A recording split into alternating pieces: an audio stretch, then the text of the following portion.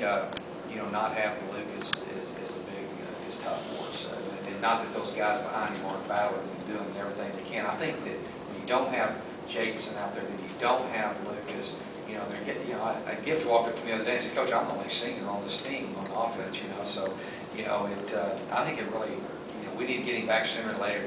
Honestly, it's day to day.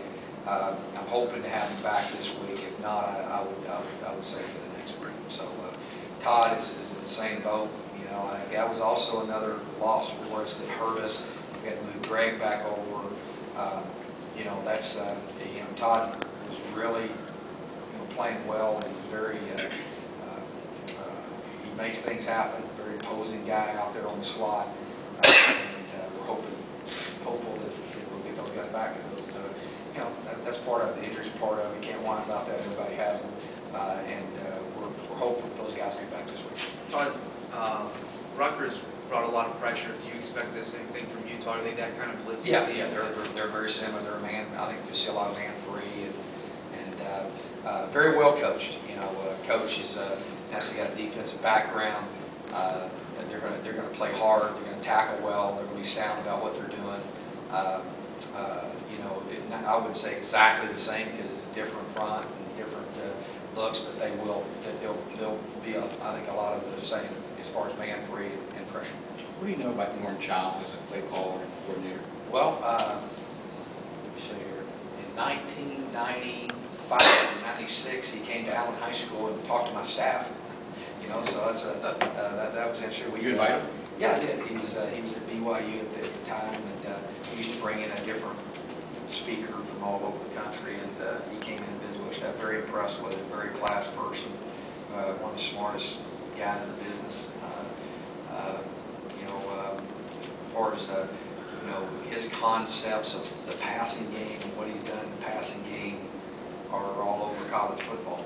He's been a guy that's really the trendsetter with the West Coast and the triangle. I'm trying to think what he calls it. I might not sound a little smart if I try to pronounce it. But what is it called? Oblique stretch. The oblique stretch. There you go. Thanks, Pat. Your color analyst. Anyway,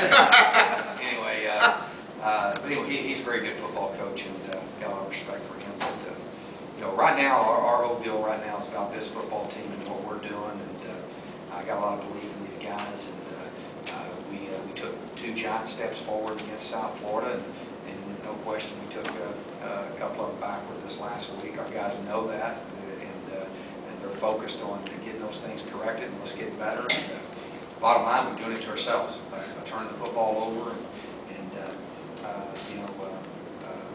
we're working very hard to get those things corrected, because the bottom line is we showed what our potential is. We have the potential to be a very, very good football team. We have the potential to win a championship, and we're going to work to get those things corrected and get there. You talk about Tito getting the ball out quickly. Do you feel like against Rutgers, did he miss any hot routes? And that's something you got to do to combat that pressure. Yeah, our whole premise of our offense is timing. So obviously, there's a lot of factors. We didn't play very good up front, I can tell you that. And I think it's a combination of both. I think it's a combination. The bottom line of the whole deal is that it's our responsibility to coach them and teach them, and we're getting there sometimes, and then we're not other times. And I think the pressure element and inexperience up front was kind of a contributing factor. But the number one factor in that game, we didn't have our guys ready to play above. I didn't think our guys played hard like they should. Especially, I thought on the offensive side of the ball, we didn't play. I thought we looked at times confused. We didn't play hard, and that's our job as coaches, to get our guys ready to play. But it wasn't one singular thing. There's a lot of factors there. The key to our offense is taking what the defense gives you, and when it works, you'll see. I can't remember, in this system, there's a couple of times we had 1,000 yards of receivers, but a lot of different receivers will touch the ball.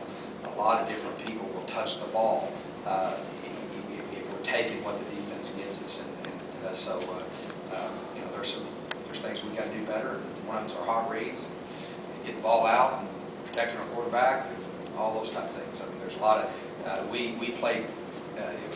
We played our worst game offensively.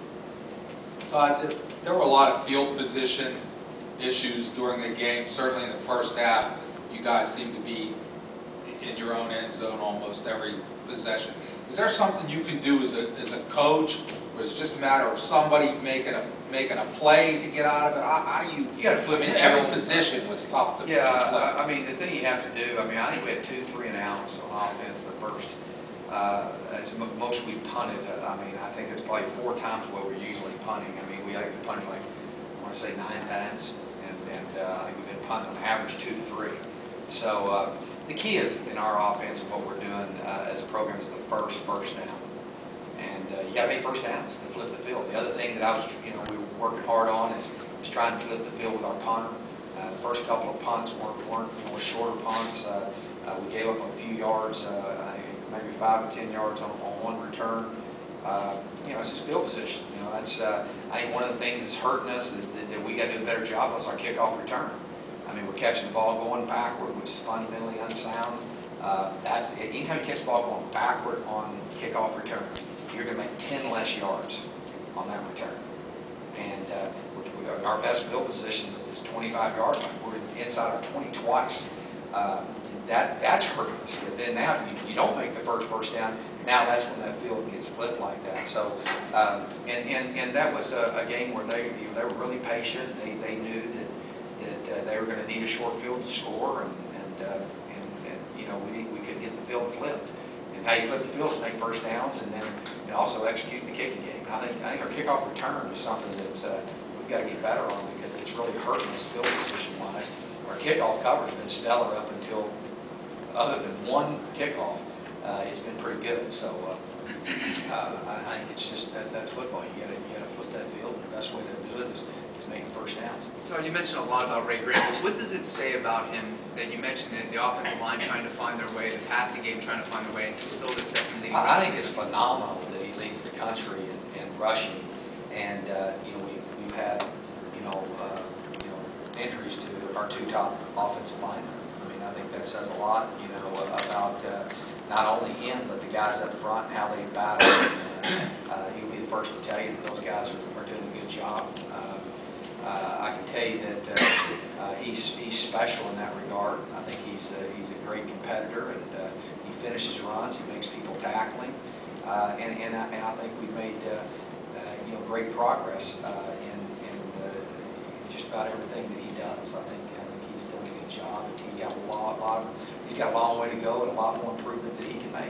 Todd, you made the switch to Trey when it was a 3-point game. Have you second-guessed yourself at all over the weekend? Yeah, no, we don't ever do that. I mean, our whole deal is that we were trying to create some type of spark, and we felt like that his ability to be a little more mobile would help us, and obviously it didn't. So that was all that was about.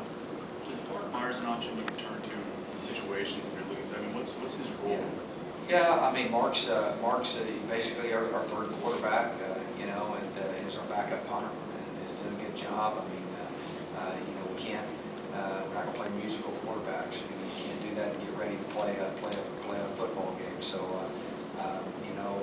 he's definitely a guy that we looked at. That it's not like he's the 3rd guy. I think he's a guy that is in the equation that as he progresses, and I'll be honest with you, Coach Norvell and Coach McGee, where they feel like where we're at, that's what we're going to do. So, but our starting quarterbacks, Tino, I've said that all along. He knows what he's got to do to get better, and we know what we got to do to get better as an offense. And we went into a situation, made too many mistakes, and weren't prepared to play, and that starts with me. That's my responsibility. Put a final question before we get to our player reps. What did the offensive pass interference penalties look like on video? They won't find you. I thought one of them was, our guy came off and he actually ran over the defender, which Carswell was just being physical, and that is it's a foul, even though it was away from the play, so that sometimes doesn't get called, but it is a foul and should have been called. So I thought that was the right call there. The other one was, I don't know. Is that your answer? I mean, officiating what it is, I think those guys do a good job. I think, I tell you, I think ours work hard to get it right. There's also, a human element involved in that. With no excuses, we play well. All right, Coach, thank you very much. Jared.